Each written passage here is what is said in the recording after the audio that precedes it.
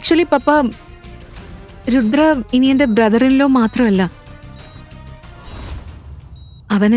അവൻ അവളുടെ ബോസ് കൂടിയാ. ഗായത്രി ഇപ്പോ രുദ്രയുടെ കമ്പനിയിൽ ജോലി ചെയ്യുന്നു. അവൻ അവളുടെ വർക്കിന് ഇപ്പോഴും പ്രൈസ് ചെയ്യാറുണ്ട്. അതൊക്കെ നല്ല കാര്യാ. ഗായത്രിയുടെ പഠനത്തിനായിട്ട് ഞങ്ങൾ സഹിച്ച കഷ്ടങ്ങള് ഇപ്പൊ ഫലം കാണുന്നുണ്ട്. ഇപ്പോ അന്തര ഗായത്രിയെ തടഞ്ഞെങ്കിലും എപ്പോഴാണ് അവൾ എന്തെങ്കിലും പറയുക എന്ന് പറയാൻ പറ്റില്ല.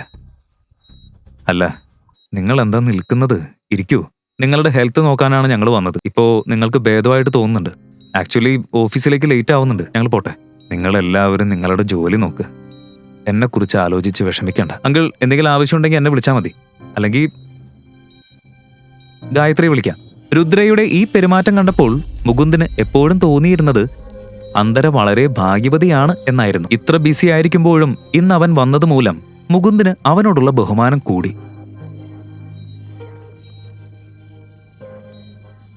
രുദ്രമോനെ. Yes uncle. ഗായത്രി നിന്നോടൊപ്പം ജോലി ചെയ്യുന്നതിൽ എനിക്ക് സന്തോഷമുണ്ട്. അവള് നിന്റെ സിസ്റ്റർ ഇൻ ലോയെ ആയാലും ആ ബന്ധം കാരണം അവളുടെ ഒരു തെറ്റും നീ അവഗണിക്കരുത്. അതിന്റെ ആവശ്യമില്ല. ഗായത്രി വളരെ നന്നായി തന്നെ ജോലി ചെയ്യുന്നുണ്ട്. രുദ്രമോനെ, മറ്റൊരു കാര്യം കൂടി പറയാനുണ്ടായിരുന്നു. പറയാങ്കിൾ. മകനെ, എനിക്ക് എപ്പോൾ വേണമെങ്കിലും കോൾ വരാം. അതുകൊണ്ട് പോകുന്നതിന് മുൻപ് നിങ്ങൾ ഇരുവരുടെയും കുഞ്ഞുങ്ങളെ കൂടി എനിക്ക് കാണണം. മുകുന്ദിന്റെ വാക്കുകൾ കേട്ടപ്പോൾ അന്തര തല കുനിച്ചു. തനിക്കൊരിക്കലും അമ്മയാകാൻ കഴിയില്ല എന്ന് അവൾ അങ്കിളിനോട് എങ്ങനെ പറയും?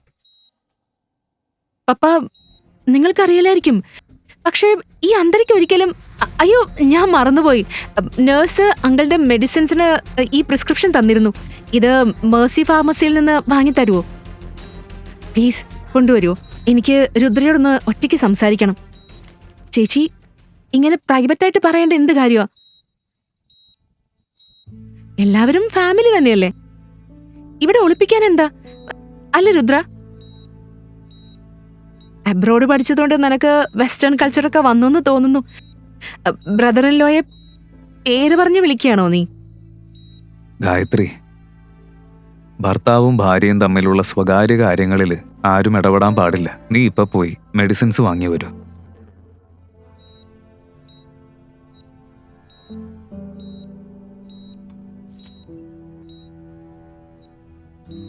എനിക്ക് നിന്നോട് സംസാരിക്കണം. പുറത്തേക്ക് വരാമോ? ഇന്നാണ് അങ്കിളുടെ സർജറി കഴിഞ്ഞത്.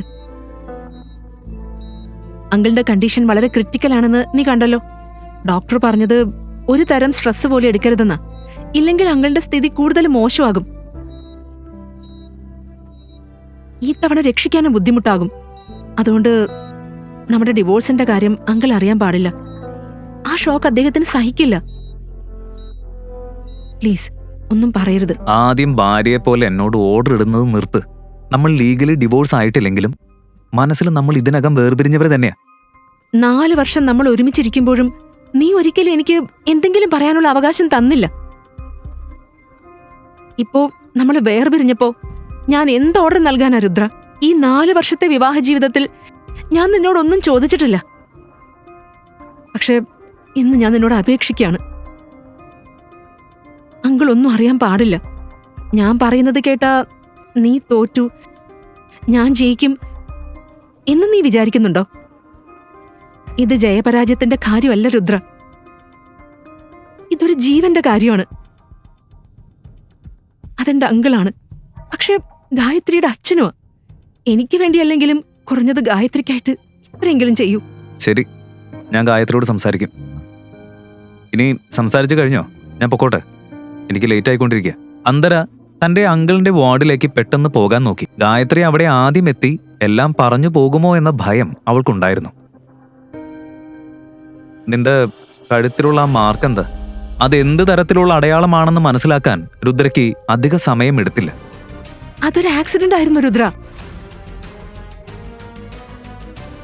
എനിക്ക് നിന്നെ ഒന്നും വിശദീകരിക്കേണ്ട ബാധ്യതയില്ല. അങ്കിളിന് ഭേദമായ നമുക്ക് ഡിവോഴ്സ് കംപ്ലീറ്റ് ചെയ്യാം. അതിനുശേഷം നീ എന്റെ മുഖം കാണേണ്ടതില്ല. എനിക്ക് നിന്നെ കാണണ്ട. ഇനി എന്നോട് ചോദ്യം ചെയ്യാൻ നിനക്ക് അവകാശമില്ല. നീ ഒരു കാര്യം മറക്കുക, ഞാൻ ഇപ്പോഴും നിന്റെ ഭർത്താവാണ്. ഡിവോഴ്സ് ആയിട്ടില്ല. പറയ്, അവനാരല്ലെങ്കിൽ ഞാൻ നിന്നെ കൊല്ലും. എനിക്ക് ഭർത്താവൊന്നുമില്ല. ഇൻഫാക്ട് ഒരിക്കലും ഉണ്ടായിരുന്നുമില്ല.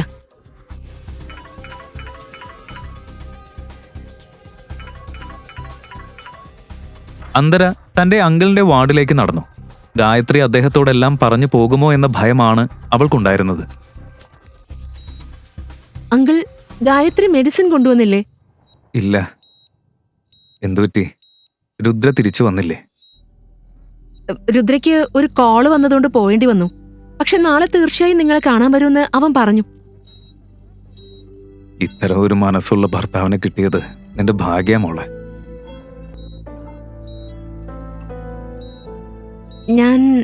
ഞാൻ പോയി മെഡിസിൻ വാങ്ങിയിട്ട് വരാം.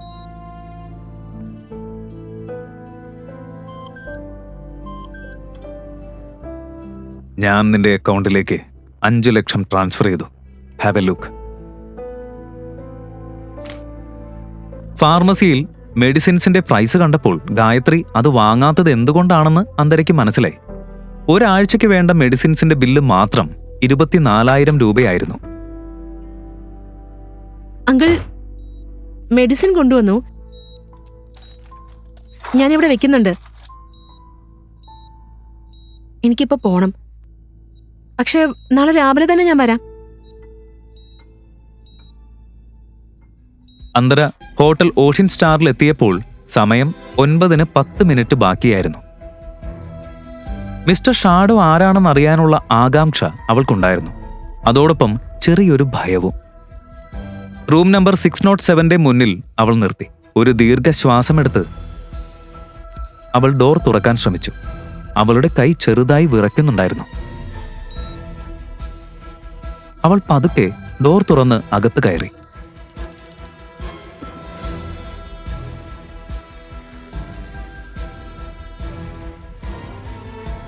ഹലോ അന്തര. മങ്ങിയ വെളിച്ചത്തിൽ വിൻഡോയുടെ സമീപം നിൽക്കുന്ന ഒരു മനുഷ്യന്റെ നിഴൽ അന്തരയ്ക്ക് കാണാനായി.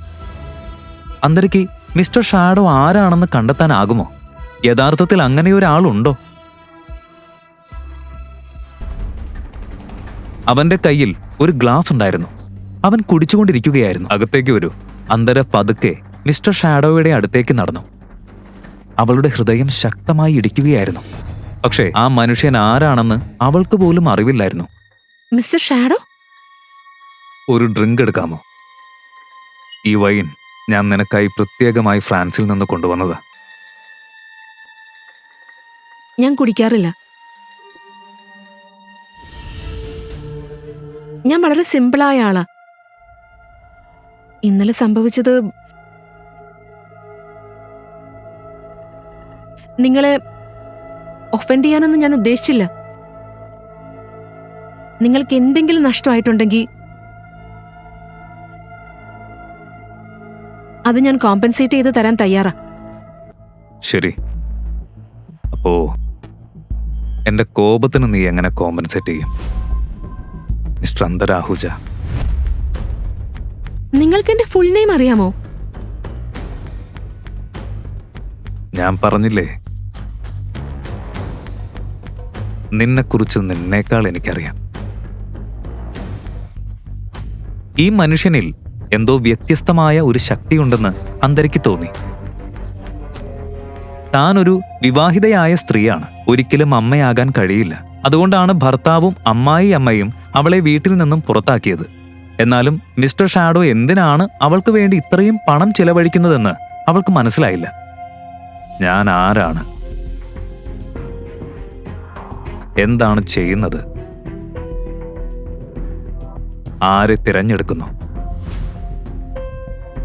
ഇതൊക്കെ എന്റെ വ്യക്തിപരമായ കാര്യങ്ങളാണ്. ഇതിന് ഞാൻ നിനക്ക് എക്സ്പ്ലനേഷൻ തരേണ്ട കാര്യമില്ല. I am sorry mister Shadow. അപ്പോ ഇനി എന്തിനാ നമ്മൾ കാത്തിരിക്കുന്നത്? ഇപ്പൊ തന്നെ നമ്മുടെ ലവ് സ്റ്റോറി തുടങ്ങാലോ. ഞാൻ ഇപ്പോഴും ഡിവോഴ്സ് ആയിട്ടില്ല. അതിനെന്താ പ്രശ്നം? ആദ്യം ഡിവോഴ്സ് കംപ്ലീറ്റ് ആകണം. അതുവരെ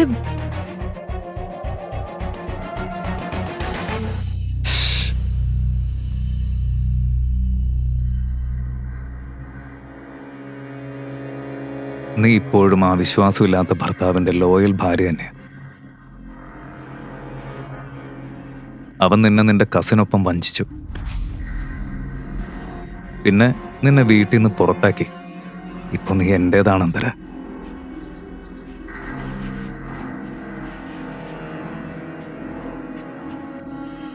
അന്തരയ്ക്ക് മിസ്റ്റർ ഷാഡോയുടെ ആകർഷണം പൂർണ്ണമായും അനുഭവപ്പെട്ടു. അവന്റെ ശ്വാസം പോലും വേഗത്തിലാകുന്നതായി അവൾക്ക് തോന്നി. കുറഞ്ഞത് നീ ആരാണെന്നെങ്കിലും പറയൂ. ശരിയായ സമയം വന്നാ ഞാനെല്ലാം പറയും അന്തര. നീ ആരാണെന്ന് എനിക്ക് അറിയില്ല. അതുകൊണ്ട് മറ്റാരെങ്കിലും ഈ അവസരം ഉപയോഗിച്ച് നിന്റെ സ്ഥാനത്ത് വരാൻ പോലും സാധ്യതയുണ്ട്.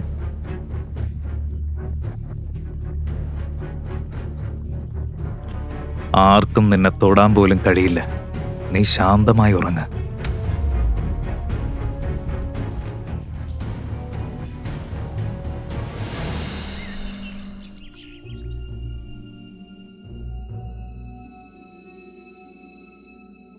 മറ്റൊരു രാത്രിയും ഇങ്ങനെ കടന്നുപോയി. രാവിലെ അന്തരയുണർന്നപ്പോൾ മിസ്റ്റർ ഷാഡോ റൂമിൽ ഉണ്ടായിരുന്നില്ല. കഴിഞ്ഞ രാത്രിയിലെ സംഭവങ്ങളെല്ലാം അവൾക്ക് ഓർമ്മ വന്നു. ഇതൊക്കെ ഒരു സ്വപ്നായിരുന്നെങ്കിൽ മതിയായിരുന്നു. അപ്പോഴേക്കും തൻവി അകത്തേക്ക് വന്നു. ഈ കാലത്ത് 2025 ആരാ ടെക്സ്റ്റ് മെസ്സേജസ് അയക്കുന്നത്? എന്റെ അച്ഛൻ പോലും വാട്സാപ്പാ ഉപയോഗിക്കുന്നത്. ശരി, അതൊക്കെ വിട്. അവൻ കാണാൻ എങ്ങനെയാന്ന് പറ. എനിക്കറിയില്ല, ഇരുട്ടായിരുന്നു, ശരിയായിട്ട് കാണാൻ കഴിഞ്ഞില്ല. ഹൈറ്റും ഫിസിക്കും എങ്കിലും മനസ്സിലായില്ലേ നിനക്ക്? ഇത് കേട്ടപ്പോൾ അന്തരയ്ക്ക് മിസ്റ്റർ ഷാഡോയുടെ ശക്തമായ കൈകളും വിശാലമായ നെഞ്ചും ഓർമ്മ വന്നു. ഹൈറ്റ് ഉണ്ട്, പിന്നെ അയാള് ഓർമ്മിച്ചപ്പോ തന്നെ നിന്റെ കവിളുകൾ ചോന്നതെന്താ? എന്തോ ഉണ്ടല്ലോ. ഇല്ല, അങ്ങനെയൊന്നുമില്ല. എന്തായാലും അവൻ ആരായാലും അതെന്തെങ്കിലും ആവട്ടെ, അവനൊരു വലിയ റിച്ച് ആളാ. അതായത് ഒരു കാര്യമില്ലാതെ അയാൾ നിനക്ക് 10 ലക്ഷമാ തന്നത്. എനിക്ക് തോന്നുന്നത് അവന് നിന്നെ ഇഷ്ടമായിരിക്കും.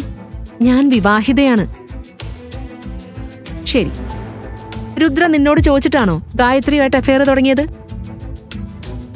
നീ മിസ്റ്റർ ഷാഡോയോടൊപ്പം തുടരണോ വേണ്ടയോ എന്നത് നിന്റെ തീരുമാനം തന്നെയാ. പക്ഷെ എന്റെ അഭിപ്രായത്തില് നീ വേഗം രുദ്രയെ ഡിവോഴ്സ് ചെയ്യണം. അങ്ങനെ അവന്റെ മുഖം പോലെ ഇനി കാണേണ്ടി വരില്ല.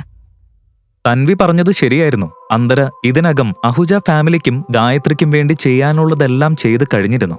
ഇനി അവരെക്കുറിച്ച് ചിന്തിക്കേണ്ട ആവശ്യമില്ല. അതിനാൽ രുദ്രയെ വേഗം ഡിവോഴ്സ് ചെയ്യണം. ഇല്ല, അത് നടക്കില്ല. എന്തുകൊണ്ട്? അത്രയും ലക്ഷങ്ങൾ ഒരു പരിചയമില്ലാത്ത ആളിനിങ്ങനെ കൊടുക്കാൻ ആരാ തയ്യാറാവുക? അതാ എനിക്ക് മനസ്സിലാവാത്തത്. ഞാൻ വിവാഹിതയാണ്. എനിക്ക് കുട്ടിയെ ജനിപ്പിക്കാനും കഴിയില്ല. എന്നിട്ടും അവൻ എനിക്കായിട്ട് ഇത്രയും ചെയ്യുന്നത് എന്തിനാ? മിസ്റ്റർ ഷാഡോ ആരാണ്? എന്തുകൊണ്ട് അവൻ തന്റെ മുഖം അവളെ കാണിക്കുന്നില്ല? ഈ മനുഷ്യന്റെ രഹസ്യം എന്താണ്? അവൻ യഥാർത്ഥത്തിൽ അന്തരയെ സഹായിക്കാനാണോ, അല്ലെങ്കിൽ ഇതെല്ലാം ഒരു കുതന്ത്രമാണോ? ഈ കഥയുടെ ബാക്കി അറിയാൻ അടുത്ത എപ്പിസോഡ് കാണൂ. പോക്കറ്റ് FM-ൽ മാത്രം. Download pocket FM app. Link in description.